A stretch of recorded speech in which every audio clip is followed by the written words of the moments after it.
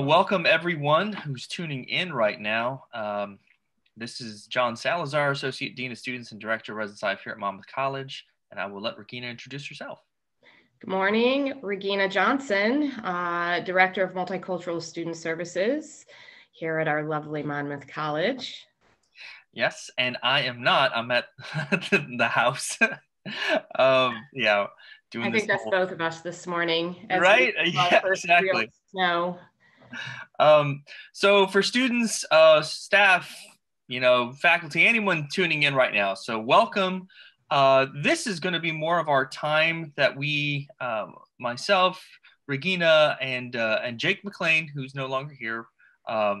Shout out, to the homie. But we have this time that we are going to be setting aside, and we want to give some time to be discussing some issues that are important to Monmouth College, that are important to a lot of the different constituents that are listening in. We're going to be talking about some different issues regarding diversity, equity, and inclusion. That's really what we're going to be discussing. So welcome to this first, I don't know if we're going to call it a podcast as much as it's going to be more of a recording that we want to be going out. We're hoping to do this live. And we're hoping to yeah, moving forward, definitely. But I'll let Regina kind of talk about sort of the purpose about this. Yeah, so we found that through the summer and in the fall that there tended to be some unanswered questions for students, faculty, and staff alike in regards to, as John mentioned, diversity, equity, and inclusion initiatives happening on campus. And one of the things that we want to do, we want to do it. We know our students, all of you want it as well, is an increase in transparency. What are we doing? What initiatives are happening? Where can you see the results of those initiatives? How can you get involved with some of the things and the activities that we are doing? And we feel like it is imperative, especially as we roll into this already crazy 2021, that we make sure that we have a platform where students can circle back to questions, especially once we go live, where staff and faculty can be able to tune in and get some quick updates on a bi-weekly basis. For these first couple of episodes, today's recorded. Next Monday at 10 a.m., we will do a kickoff to Black History Month with some highlights and features of Black History Month, and that will be streamed live. We will stream from the Office of Intercultural Life page, and we have worked it out with our marketing people that it will be able to be streamed from other platforms as well. They'll be linked up. But during those times, we again hope to address any pressing issues that we know that are happening on campus to put information out there. We also are going to use it as a time to invite alumni, faculty, and staff to be guests in our little updates and everything. They will be anywhere from 15 to 20, no longer than probably 45 minutes every 2 weeks. And other than next Monday, they will always be on Wednesdays unless we have a special occasion or we have something that we feel like we need to jump on and give some media presence to. So this is just a really good opportunity for us to keep everybody abreast on important things that we know that are important to you all, and they are equally important to us. And we know sometimes that there is a thought that because you don't know that something is happening, that nothing is being done. And so this is really an opportunity for us to come back to that and make sure that we're putting everything we can out there that follows the guidelines and privacy of our individual students and of our faculty and staff, but to get as much information out there as we possibly can moving forward. So. Definitely. And so we're hoping we can be more transparent with all of our Monmouth College students, faculty, and staff about this. So we look forward to the conversations, look forward to the questions, and just honest feedback. So speaking of honest feedback, let me just take a second real quick to talk about the kind of elephant in the room, COVID-19. And let me just throw out there first a shout out to all the students, the faculty, the staff that just did a great job getting us all back on campus. And I mean that for every single student. This past weekend with move-in, the work that you did, getting to campus, making sure you got tested for COVID-19 in an orderly fashion. Faculty and staff, thank you.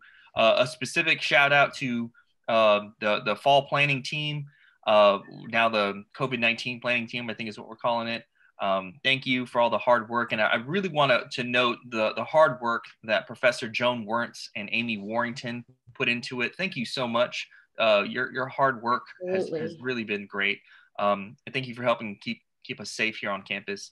As we get more information, obviously, that's going to be shared across campus. It's being shared by the president every day in an update. But everyone, thank you so much. I will ask just to beg everyone, please be careful these next couple of days until we get everyone's test results back. So please make sure you're social distancing, you're wearing the face mask, you're washing your hands, all that stuff. We really appreciate that. But thank you for all your hard work, every single person. It takes the entire community, all of us, to keep us safe. So thank you. And we are at, just to clarify, John, to make sure everybody kind of has a number, what we say, 635 tests have been administered on campus thus far? Or? Even more than that. 635 is just the number of residents that live on campus. We've also included, on top of that, we have a lot of commuter students, and that's also not even including the number of faculty and staff. So we're near 1,000 as far as all those different tests that went on, and that happened over the last three days. So Friday, Saturday, and Sunday, correct? Yes. So moving forward, what days of the week will students be able to test? They will be able to test Tuesdays and Fridays from 8 a.m. to 1 p.m. And our testing site that's on campus is going to be at the HT building. That's the building right next to the library, between the library and Graham Hall. I'm really excited about that we have an on-campus testing area. We're able to do all this provided by a grant that we received as a college, which we're very thankful for. It's going to help keep us all safe. I want to throw out there a very important thing is that anyone who gets tested on campus, it's free. It is free to do it. So I know some people are like, what if I get tested off campus? Yeah, but at some point, somebody's going to pay for that. This one, the saliva test that we're asking everyone to take, it's free. So I'm really thankful for that, for the hard work that I know the certain faculty members really had a hand in getting that to us. So, yeah. Awesome. Thanks, John, for that update. Mm-hmm. As for everything else, again, I'll let Regina, did you want to talk about also some of the things coming up for us in the next few weeks? Black History Month, it's almost here. Yeah, Black History Month starts on Friday, or on Monday. Oh my goodness, I'm rushing my week already. The Black History Month events will start kicking off on Monday, which is why we will come back to you live. Hopefully, our first stream. Maybe we can actually bring a surprise invited guest to come in and help us out a little bit. But we've got some really cool things planned for Black History Month. Development I've been working with them, and so our kickoff event will be very, very, very cool. So make sure you put February 2nd on your calendar. I'll give you more information on that on Monday, but we are excited. We are also going to be able to do our Black Men's Retreat this year. It's going to look a little different. Instead of being solely a Black Men's Retreat, it will be a Men of Color Retreat. And I have worked with my colleagues at Bradley, WIU, and Cornell, and we are all co-sponsoring it and getting our students there. It will be virtual on February the 20th. And again, we will have more information, all the good stuff for you on Monday, so you can see the information and all of those things. But in regards to Black History Month, we'll take it a step further. I know that there was questions in the fall in regards to the Diversity, Equity, and Inclusion Working Group. I just wanted to make sure if there are questions moving forward, that this could be a space where, you can ask and bring those in. One of the things that I do want to give a, notice to is that long before we hit fall semester, we had been working on and having lots of discussion around bias response and how, as an institution, we can handle and manage matters related to bias on campus without compromising free speech. Which is a huge question. And so in the fall, Dan Ott and myself and Jake, before he left, spent some time with Faculty Senate explaining some scenarios and the framework that we were hoping to roll out. Obviously, COVID slowed us down. There are lots, we walked away from the end of last school year with the hope that we would have a bias response policy fully mapped out and ready to go by fall. That didn't happen, to all of our disappointment. And it was not because we didn't spend hours and have it on the table and that we weren't working on it. So I do want to note that Dan Ott and Terry, or Dan and Terry, have put some forth have efforts and help with bias response, as well as Trudy Peterson and Tim Pahill. They are the three of them, Dan, Trudy, and Tim are our ad hoc team right now, helping and trying to position further policy to come out so we can have a process that can be displayed for everyone, all constituents on campus, faculty, staff, and students to be able to use and monitor. So I just wanted to make sure that we put that out there. I know that there was some confusion and frustration just across campus in the fall. And we really, that was never the intent. We intended to have something clearly articulated so we would never get to a point, unfortunately, in which we got. And so that's not who we are. That's not who we want to be. And so just know there will be more updates to come in regards to bias response policy. And we are digging diligently at making something that fits our campus and takes care of our students and takes care of our staff and takes care of our faculty. So I think, what are we missing for this go round? I think that's it. We really just wanted this to be kind of an introduction to everyone that's watching. More to come, right? We're hoping this to start a dialogue, really, is what we're really wanting to do. We're wanting this to be something that others can tune into, can be a part of in real time, but also that we can just be honest and open. I know it can be very difficult to have these kind of dialogues, especially given all the restrictions, with COVID-19. But we want to find a way to make space. And that's part of what this is. We really want to find a way that we can have these very important conversations that are going on in the middle of a pandemic, right, across our nation and across our state and in our area. So we want to make sure we're making space for that, we're time for that, because this is important that we discuss these issues. So absolutely.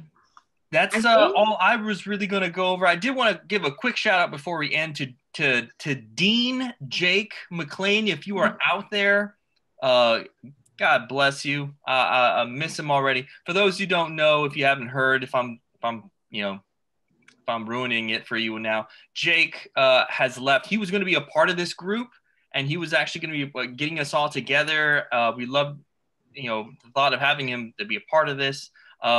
But he has accepted a different job, assistant dean of students at a college that will not be named up the road. But yeah, we wish him the best of luck, and thanks for helping us get started with everything. So we wanted to give him a shout out, absolutely, because he was a part of trying to put this all together. That's all I got. Regina, you got anything else? No, I think that that's good. So just to recap, real quick before we sign out of our recorded first session, our first live, however we want to call it. So Monday, we will stream from the Office of Intercultural Life page. Once the stream is over, it will be made available on the page and available on the college YouTube channel. This first recording will be available on the YouTube channel.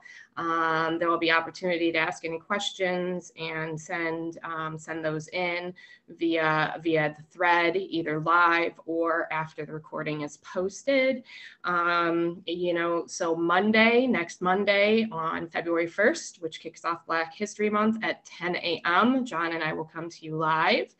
And we hope that we can have as much participation virtually as we can, both in our interactions together and in our Black History Month events that will be transpiring. They're pretty cool. We've got some really cool things happening during the month of February.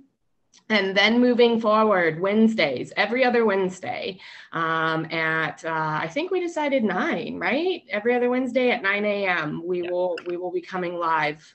So but we reserve the right to change that because of COVID, because you never know, right? You never know. But we're going to try our best. Okay, everyone? But every 2 weeks on Wednesday is our goal, and we will come back in more frequency if we need to.